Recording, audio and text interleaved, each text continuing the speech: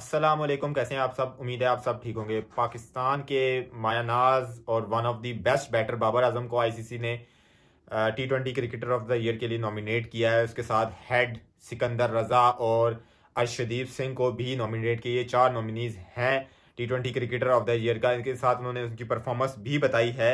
और अगर हम परफॉर्मेंस देखें तो बाबर आजम के इस साल सबसे ज्यादा रन है। अगर हम टॉप 10 टीम्स की बात करें, टॉप 10 टीम में जो प्लेयर्स होते हैं उनकी बात करें तो उसमें सबसे ज्यादा रन T20 में बाबर आजम के 738 रन है। बाबर आजम के सबसे ज्यादा रन है। और स्ट्राइक रेट भी 133 का स्ट्राइक रेट और 33 की एवरेज है बाबर आजम की इस साल के अंदर।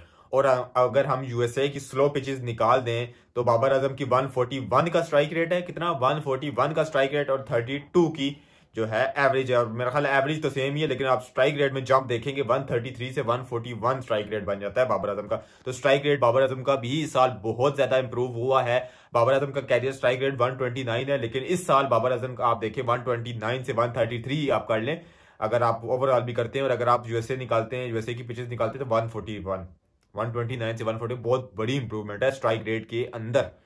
तो इस वजह से, और पाकिस्तान के सबसे ज्यादा रन भी पाकिस्तान की तरफ से, ऑब्वियसली वर्ल्ड में है तो पाकिस्तान के में भी सबसे ज्यादा रन किए हैं जी। बहुत सारे लोगों के सवाल आते हैं कि जी ये आईसीसी ने बाबर आजम को कैसे नॉमिनेट कर दिया, ये फलाना है ढमकाना है। चूंकि आपकी टीम यूएसए से भी आ रही है, आपका वर्ल्ड कप पूरा गया, आप लोग आयरलैंड से भी आ रहे हो, आप न्यूजीलैंड में होम सीरीज भी आ रहे हो, न्यूजीलैंड के अंदर भी जाके आ रहे हो, इंग्लैंड से भी आ रहे हो आप, तो इस वजह से भी बहुत सारे लोगों के सवाल आते हैं। लेकिन अगर आप किसी प्लेयर को नॉमिनेट करता है आईसीसी तो उसमें ये नहीं देखा जाता कि उसकी टीम जीती है या नहीं जीती, उस प्लेयर की परफॉर्मेंस देखी जाती है कि उस प्लेयर का स्ट्राइक रेट होता है ना T20 में। बाबर का अगर 141 का स्ट्राइक रेट और 33 एवरेज है तो, और सबसे ज्यादा रन है, तो उसमें टीम नहीं जीती तो इसमें बाबर आजम का तो कोई कसूर नहीं है ना। बाबर आजम ने तो अपने स्ट्राइक रेट के हिसाब से ठीक खेला है। बाबर 135 136 हेड का स्ट्राइक रेट है और 133 बाबर आजम का स्ट्राइक रेट है, तो सेम सेम ही स्ट्राइक रेट बन जाता है। तो वो प्लेयर की परफॉर्मेंस देखते हैं। बेशक टीम हारी है, वो जो अगर टीम हारी तो उसका सवाल जो है ना कप्तान से होगा। ठीक है, बाबर आजम कप्तान थे तो उनसे सवाल होगा उनकी कप्तानी के मुताबिक। लेकिन जो उन्होंने रन किए हैं ना वो कप्तानी की वजह से ओवरशैडो नहीं हो सकते। रन अलग है और कप्तानी अलग है। तो बाबर आजम को रन की वजह से नॉमिनेट किया गया, वो कप्तानी एक अलग चीज है। ठीक है, तो रन इस साल मतलब मेरे ख्याल से नहीं, बाबर आजम का ये सबसे बड़ा साल है मेरी नजर में T20 क्रिकेट में। और आप ओवरऑल भी ले लो, सबसे बड़ा साल है बाबर आजम का ये। लेकिन उसमें भी वो नॉमिनेट हो गया है ICC cricketer of the year के लिए। तो वो डाउनफॉल भी थे, चले हिट नहीं, डाउनफॉल भी अगले का हिट चल रहा है। सबसे ज्यादा रन भी उसके ही हैं। उसके बाद ट्रेविस हेड को नॉमिनेट किया है। 539 ट्रेविस हेड के रन है। मैंने आपको बताया 135 के लगभग उनका स्ट्राइक रेट है। ठीक है, 24 विकेट है सिकंदर की और 573 रन हैं सिकंदर के। देखो उनकी भी तो, सिकंदर की भी तो टीम हारती ही आ रही है ना। तो आप ये कहो कि बाबर को भी नॉमिनेट किया है हारने पे और सिकंदर को भी, क्योंकि आप ये भी सवाल बनता है। लेकिन पॉइंट इज, मैं यहाँ कोई कवर नहीं कर रहा बाबर आजम को, ना ही कंपेयर कर रहा हूं। मैं बता रहा हूँ कि प्लेयर की परफॉर्मेंस देखी जाती है। सिकंदर टीम को कैरी कर रहा है, अब उसकी टीम नहीं जीत रही, इसमें सिकंदर का तो कोई कसूर नहीं है ना। सिकंदर तो अपने रन ले कर सकता है और विकेट ले सकता है जितनी वो ले सकता है।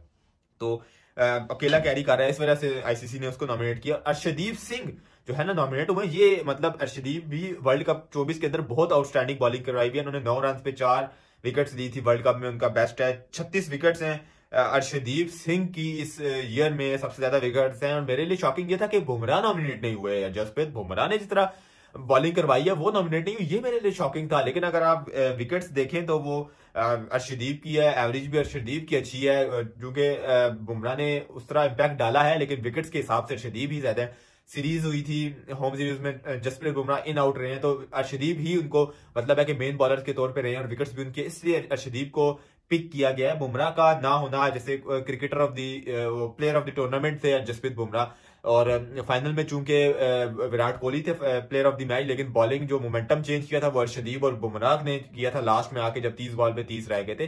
पाकिस्तान का मैच बुमराह ने टर्न आउट किया, अर्शदीप ने भी उसमें अच्छी बॉलिंग करवाई। तो ये तो मेरा ख्याल है टफ कंपटीशन था। लेकिन विकेट्स और एवरेज के हिसाब से अर्शदीप ही आ सकते हैं, क्योंकि आपने स्टैट्स देखने होते हैं, आपने ये नहीं देखना होता इम्पैक्ट क्या है। अगर एक बंदे के स्टैट्स और एवरेज दोनों अच्छी है तो फिर उसको ही नॉमिनेट करना है ना, दूसरे के साथ ज्यादती तो नहीं ना करनी। बुमराह भी अच्छे थे, लेकिन वो जो है ना ओडीआई और टेस्ट में नॉमिनेट हो गए हैं, वहां अर्शदीप नहीं है। तो मेरा ख्याल है आईसीसी ने बैलेंस करके ही नॉमिनेट किया है अर्शदीप को। और बाबर आजम आपके हैं, और अगर वोटिंग के हिसाब से बात की जाए तो मेरा नहीं ख्याल कि बाबर आजम के अलावा कोई वोटिंग जीत सकता है, T20 cricketer of the year बन सकता है, अगर तो वोटिंग पे होगी। क्योंकि ऑब्वियसली बाबर आजम की बेइंतहा श्रीलंका, बांग्लादेश, इंडिया में बड़ी अच्छी फैन फॉलोइंग है, पाकिस्तान के अंदर बड़ी अच्छी फॉलोइंग है। हाँ, कराची में फैन फॉलोइंग नहीं है बाबर आजम की, लेकिन बाकी कंट्रीज में, सब कंट्रीज में है बाबर आजम की फैन फॉलोइंग। तो अगर तो वोटिंग पे हुआ तो वो तो मैं बाबर आजम होंगे। और ODI cricketer of the year Saim Ayub को नॉमिनेट नहीं किया, मर्जिंग में साइम है, मैंने साइम को वोट दिया है, लेकिन बाबर आजम को भी वोट देंगे हम। लेकिन अगर अगर पर्सनली मेरे से पूछे तो मेरा ख्याल है सिकंदर और अर्शदीप में थोड़ा कम टफ कंपटीशन हो सकता है, कौन बनेगा। लेकिन बाबर आजम भी हो सकते हैं, कुछ कह नहीं सकते। लेकिन in my point of view Arshdeep को प्रेफर किया जाएगा, क्योंकि उसने परफॉर्मेंस वहां दी है जहां सबसे ज्यादा मैटर करती है T20 वर्ल्ड कप में, ठीक है, वहां सबसे ज्यादा मैटर करती है। ऐसा नहीं होता कि एक ही परफॉर्मेंस देखी, ओवरऑल देखी जाती है। तो मेरा ख्याल है अर्शदीप का इंपैक्ट भी ज्यादा है परफॉर्मेंस वाइज, थोड़ा सा वो थोड़ा सा नहीं काफी बेहतर है। तो मेरा ख्याल है अर्शदीप ही होगा। सिकंदर पे भी आप कह सकते हो कि शायद हो, लेकिन मेरे ख्याल से अर्शदीप होना चाहिए जिस तरह की उसकी परफॉर्मेंस है। और आपके बाबर आजम की भी इस साल परफॉर्मेंस काफी कदरे बेहतर थी। छह जो है ना 50 थे, जो सारे 50 थे वो 150 स्ट्राइक रेट से थे, ठीक है। सबसे ज्यादा फोर्स भी बाबर आजम के इस साल के अंदर, स्ट्राइक रेट भी बड़ा अच्छा है, रन भी बड़े अच्छे किए हैं। बहरहाल पाकिस्तान की टीम ने जीती, वो आपका लक फैक्टर है। टीम जो है ना जीतती है तो वो 11 प्लेयर्स की वजह से जीती है, एक प्लेयर्स की वजह से नहीं जीतती। तो वो आपका जो है ना क्रिटिसिज्म बजा है। लेकिन आईसीसी जो है ना वो प्लेयर को देखना है। अगर उसका 141 स्ट्राइक रेट और 32 एवरेज है, सबसे ज्यादा रन है, तो आईसीसी ने उसको नॉमिनेट करना है, जैसे बाबर आजम को हो उन्होंने नॉमिनेट किया है। तो रोने धोने से कुछ नहीं होगा। बाबर आजम की इंडिविजुअल परफॉर्मेंस बहुत अच्छी थी, बहुत अच्छी नहीं थी, वर्स्ट थी, बुरी थी, मेरी नजर में बुरी थी। लेकिन जैसे स्टैट्स है 141 का स्ट्राइक रेट और 32 एवरेज, तो स्टैट्स तो झूठ नहीं बोलते, मैं झूठ बोल सकता हूँ, स्टैट्स नहीं बोलते। खैर, नेक्स्ट वीडियो में मुलाकात होती है, तब तक के लिए अपना और अपनी फैमिली का ध्यान रखिएगा। फी अमानिल्लाह।